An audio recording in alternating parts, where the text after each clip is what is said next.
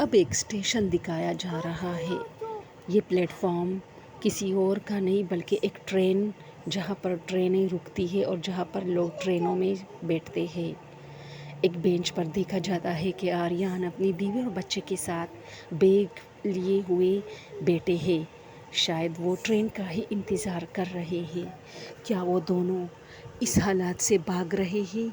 آخر کیا ہو رہا ہے؟ لیکن اچانک ٹرین دور سے آتی نظر آ رہی ہے۔ آریان اپنی بیوی کو دیکھ کر کہتا ہے، کاش ہماری زندگی پرسکون ہوتی، کاش ہم کبھی اس جنگل میں گھومنے پھرنے کے لیے نہیں جاتے۔ لیکن اس کی بیوی کی آنکھوں میں ایک ملال ہوتا ہے، کیونکہ آریان کو اسی نے مجبور کیا تھا کہ اس کا دم گھٹ رہا ہے، اسے گھومنے جانا ہے۔ خیر، آریان اس کا بازو پکڑتا ہے اور کہتا ہے، ڈرو مت، میں ہوں نا، سب سنبھال لوں گا۔ اب تک جو ہو رہا ہے میں لڑ رہا ہوں نا۔ لیکن آریان کی آنکھوں میں بھی آنسو ہے، کیونکہ وہ تھک چکا ہے۔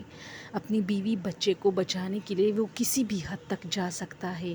وہی بیوی جس کو پانے کے لیے اس نے کیا کچھ نہیں کیا تھا، اب ایسے کسی اور کے حوالے کیسے کرے، اور وہ بھی کسی سائے کے حوالے؟ ایسا تو ممکن ہی نہیں تھا۔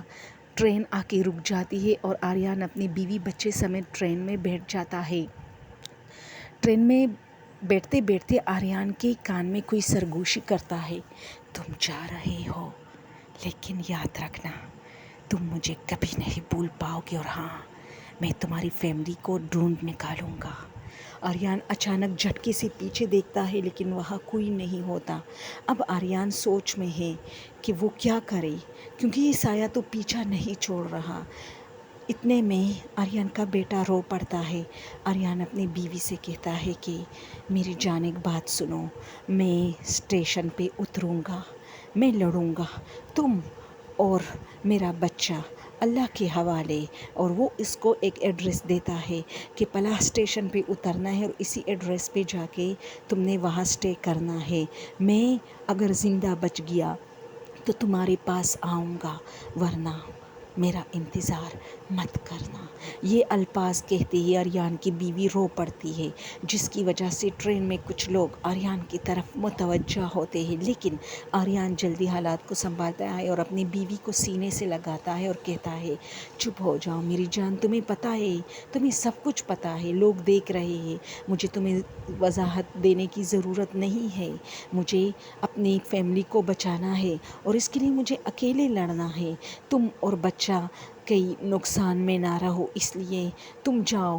اس کی بیوی کہتی ہے کہ نہیں، تم تو ہمارے ساتھ جا رہے تھے نا۔ لیکن وہ کہتا ہے، ہاں میری جان، لیکن اب میں نے ارادہ بدل لیا ہے، کیونکہ آریان کے کان میں جب سرگوشی ہوئی تو اس نے یہ ارادہ بدل دیا۔ اس کو اب ٹھہرنا چاہیے، کیونکہ یہ چیز اس کو کہیں بھی، چاہے آریان کہیں بھی جائے، یہ چیز اس کا پیچھا نہیں چھوڑ رہا۔ اسی وجہ سے آریان ڈائریکٹ ارادہ چینج کرتا ہے اور اپنی بیوی بچے کو کہتا ہے، تم دونوں جاؤ، میں لڑوں گا، میں اسٹیشن پہ اتروں گا۔ لیکن اس کی بیوی کہتی ہے کہ ٹھیک ہے آریان، تم اترنا چاہتے ہو لیکن میں ٹوٹ جاؤں گی۔ خیر، آریان اسے سنبھالتا ہے اور کہتا ہے، ٹھیک ہے، ایک بات سنو میری، میں جب بھی اترنے لگوں تم میری طرف بالکل مت دیکھنا، پیچھے مڑ کے مت دیکھنا، ورنہ میں کمزور پڑ جاؤں گا۔ اور اس کی بیوی رو پڑتی ہے، کیونکہ وہ نہیں چاہتی کہ آریان اسے اکیلا چھوڑے اور اتر جائے۔ لیکن وہ کچھ نہیں کہتے، اور اتنے میں آریان کا بیٹا رو پڑتا ہے، جس کو چپ کرانے کے لیے آریان کی وائف ہر ممکن کوشش کر رہی ہے۔ کبھی اس کو سلا رہی ہے تو کبھی اس کو اپنے گلے سے لگا رہی ہے۔ اتنی دیر میں جب بچہ چپ ہو جاتا ہے تو 5-6 منٹ گزر چکے ہیں، لیکن اس کو فیل ہوتا ہے کہ آریان کا سیٹ خالی ہے۔ وہ دیکھتی ہے تو آریان نہیں ہوتا، جس کی وجہ سے وہ رو پڑتی ہے، اور وہ اتنا روتی ہے کہ اس کے بچے کا جو چہرہ ہوتا ہے وہ بھیگا پڑ جاتا ہے، جو اس کے باہوں میں ہوتا ہے۔ وہ روتی ہے اور روتے روتے کہتی ہے، آریان تم نے غلط کیا، تم نے بہت غلط کیا۔ تم کیا سمجھتے ہو کہ تم اس پلیٹ فارم پہ واپس اترو گے اس اسٹیشن پہ تو کیا ہم دونوں سیف ہو گے؟ وہ سایہ ہم دونوں کو تم سے الگ کر رہا ہے اور ہم دونوں پر حملہ آور ہونا چاہتا ہے۔ یہ تم نے کون سی حماقت کی آریان؟ واپس آ جاؤ آریان، میں تمہارے بغیر نہیں رہ سکوں گی آریان۔ یہ تم نے کیا کیا آریان؟ مجھے اکیلا چھوڑ دیا۔ ٹھیک ہے، میرے ساتھ جو بھی ہونا ہے ہو جائے، لیکن تم واپس آ جاؤ۔ میں تمہیں نہیں دیکھ سکتی الگ ہوتے ہوئے، میں تمہارے بغیر ایک پل نہیں جی سکتی میری جان۔ یہ کیا ہوا؟ یہ ہم پر کون سا دور آیا ہے؟ یہ کہتے کہتے وہ اپنے سیٹ پر بے ہوش ہو جاتی ہے۔ یہاں پر سین چینج ہو جاتا ہے اور دیکھا جاتا ہے کہ پلیٹ فارم پر آریان اکیلا کھڑا ہے۔ اس کے ہاتھ میں صرف وہ ڈائری ہے جو اسے لائبریری سے ملی تھی اور وہ دیکھ رہا ہے۔ آؤ، مقابلہ کرنا تھا نا، سرگوشیاں کرنی تھی نا، میرے پریوار کو، میری فیملی کو تم نقصان پہنچانا چاہتے ہو نا۔ آؤ، مجھے نقصان پہنچاؤ، مجھے مارو، میرے ساتھ لڑو، میں آخری دم تک لڑوں گا، لیکن اپنے بیوی بچے پر ایک آنچ نہیں آنے دوں گا۔ خیر، وہاں کچھ نہیں ہوتا اور آریان اکیلے چل پڑتا ہے کسی نامعلوم منزل کی طرف۔ ایک جگہ پر آ کے آریان اس اسٹیشن میں دور ایک بینچ پہ بیٹھ جاتا ہے اور انتظار کرنے لگتا ہے کہ آریان ابھی کچھ ہی دیر میں اس بینچ پہ بیٹھا ہے کہ اچانک تیز ہوا، آندھی، طوفان آتا ہے اور آریان کو اپنے لپیٹ میں لیتا ہے۔ آریان سوچ میں پڑ جاتا ہے کہ کیا اسے اسٹیشن کے اندر جانا چاہیے۔ وہ اٹھتا ہے اور جیسے ہی قدم آگے بڑھاتا ہے جیسے کسی نے اس کو پکڑا ہو پیچھے سے، آریان سمجھ جاتا ہے کہ اب اسے لڑنا پڑے گا۔ آریان کہتا ہے، کون ہو؟ پیچھے سے آواز آتی ہے، تمہیں لڑنا ہے نا اپنی فیملی کے لیے؟ بہت بہادر ہونا، چلو لڑتے ہیں۔ وہ آریان کو ایک دھکا دیتے ہیں جس سے آریان زمین پہ گر جاتا ہے اور سر پہ چوٹ لگنے سے آریان بے ہوش ہو جاتا ہے۔ کچھ دیر بعد جب آریان کی آنکھیں کھلتی ہے تو گف اندھیرا ہوتا ہے۔ یہ کون سی جگہ ہے؟ یہ میں کہاں ہوں؟ میرے ساتھ کیا ہوا تھا؟ کیا میں اتنا کمزور ہوں کہ تم مجھے دھکا بھی دے سکتے ہو؟ نہیں، ایسا تو نہیں ہوگا، میں آخری دم تک لڑوں گا، اتنا لڑ چکا ہوں، اب بھی لڑوں گا۔ لیکن کوئی جواب، کوئی سنسناہٹ نہیں آتی۔ تھوڑی دیر میں ایک دروازہ کھلتا ہے جو اسی کمرے کا ہوتا ہے جہاں پر آریان ہے، اور چاند کی روشنی میں باہر صحن چمک اٹھتا ہے۔ یہ میں کہاں ہوں؟ میں تو پلیٹ فارم پہ تھا، میں تو اسٹیشن پہ تھا، یہ میں کہاں ہوں؟ آریان جلدی باہر آتا ہے۔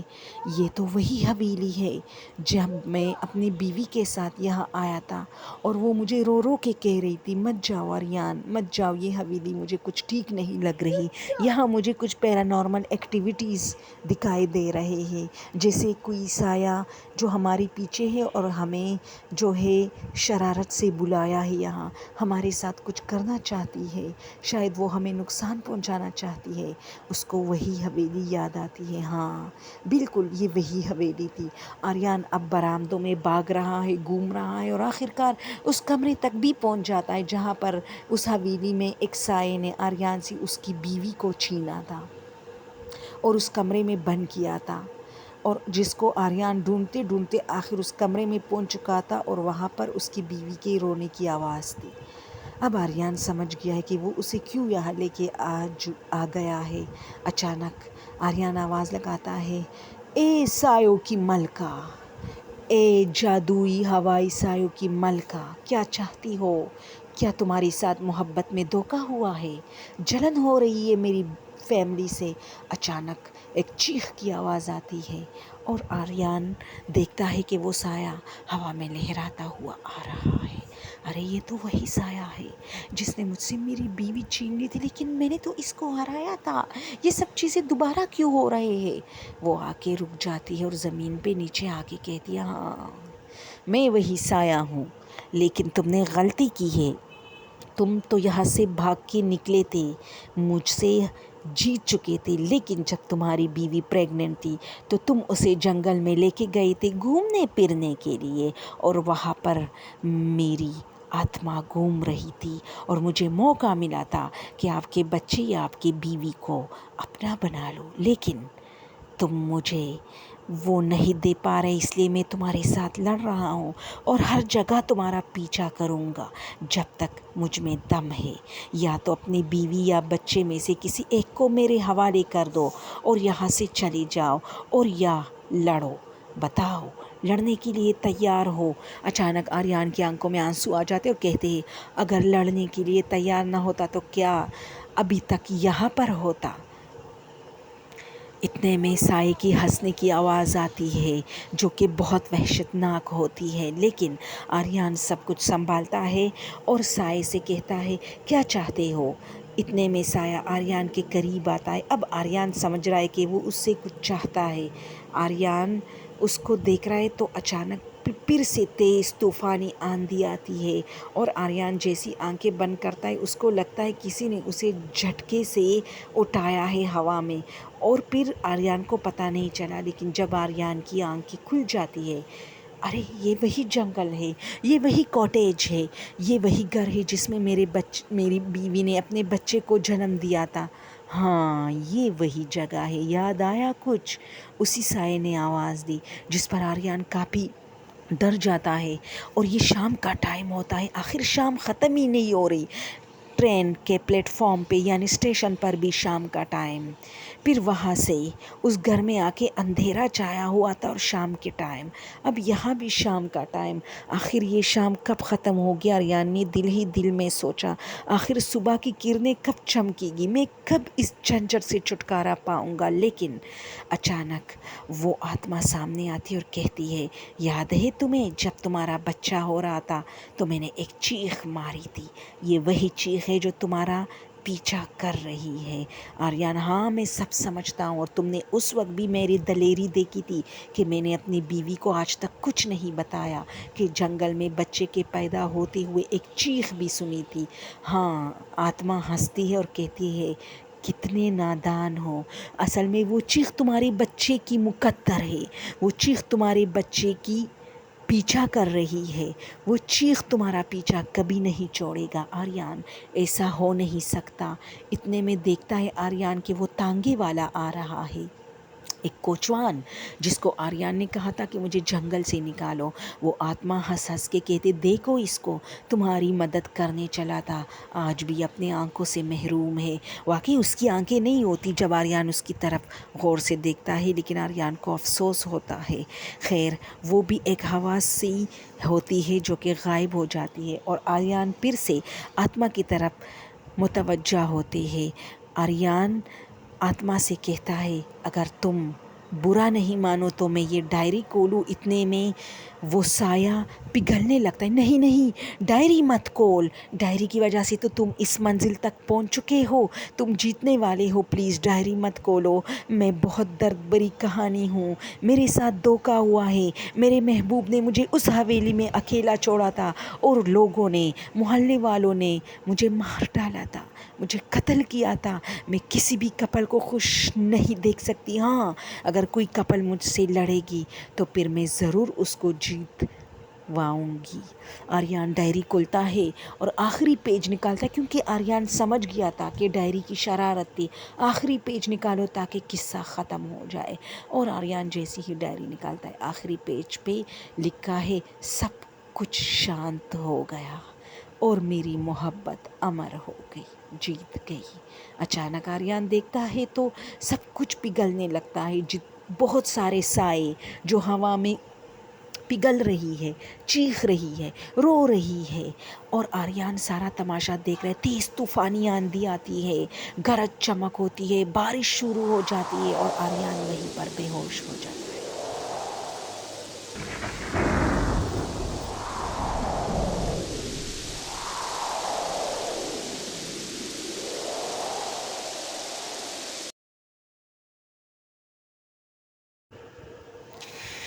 کچھ دیر بعد سورج کی کرنوں کی وجہ سے آریان کی آنکھیں کھلتی ہے اور دیکھتی ہے صبح ہو چکی ہے، کاٹیج پر کرنیں پڑ رہی ہے، جنگل میں پہلی دفعہ خوشبوئیں اڑ رہی ہے، تتلیاں، ہوا میں تتلیاں۔ آریان جلدی اٹھ جاتا ہے، یہ کیسے ہو سکتا ہے؟ ایک ایسی شام ختم ہو گئی جو نہ ختم ہونے والی تھی، ایک ایسی سرسراہٹ جو دلوں میں خوف پیدا کر رہی تھی، ایک ایسا منحوس گھڑی جو ختم ہو چکا ہے۔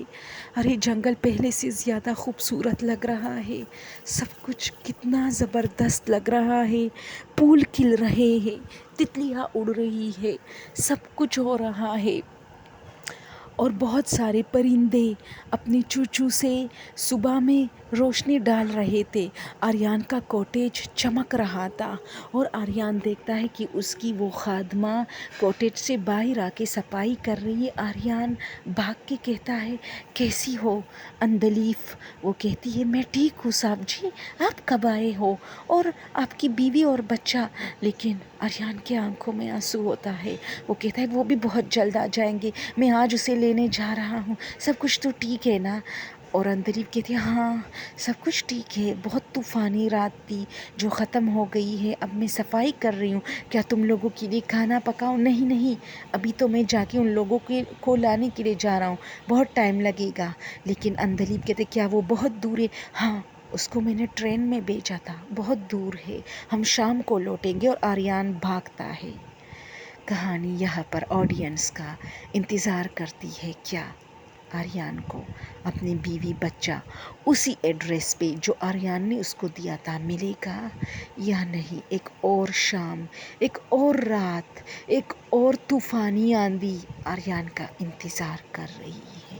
ذرا اپنے کمنٹ میں بتائیے کہ کیا آریان اپنی بیوی سے مل پائے گا؟ تو یس لکھ کے، اور اگر کہانی اور بھی آگے جا رہی ہے تو نو لکھ کے، جس سے ہم آپ کے لیے کہانی کا اگلا ایپیسوڈ جو رومانس سے بھرا ہوگا دکھائیں گے۔ Thank you.